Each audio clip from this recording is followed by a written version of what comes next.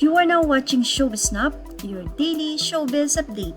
Kamakailan lamang ay nanawagan ang ex-senator na si Jinggoy Estrada sa kalagayan ng kanyang ama na nagtrending sa social media na kung sino man na nagpost ng di umano ay pumanaw na ang ex-president ng Pilipinas na si Joseph Estrada.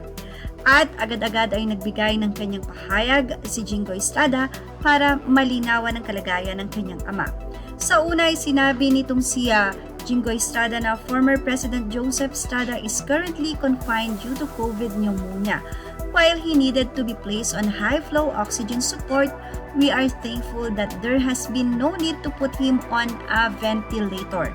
However, he is being sedated to lessen his anxiety, which may affect his heart and aggravate his condition. Thus, he has been moved to the ICU for closer observation. Currently, he is in a stable but guarded condition. The family would like to thank everyone who has expressed their love and support, and we request continued prayers for his immediate recovery. Samantala, nito lamang ay nag-worse nga daw po ang kalagayan ng ex-president, kaya naman mukhang kinailangan niya na ngang i-ventilate. Narito ang number 2 na naging pahayag ni Former Senator Jinggoy Estrada update number 2 medical bulletin of former President Joseph Ejercito Estrada. Yesterday, my father's condition suffered a setback as his pneumonia worsened. Because of this and the resulting increase in oxygen requirement, his doctors decided to place him on mechanical ventilation.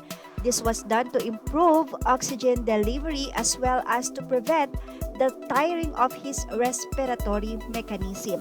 My father has always been a fighter, and I hope that with the help of your prayers, he will win this battle. Please continue praying for his immediate recovery.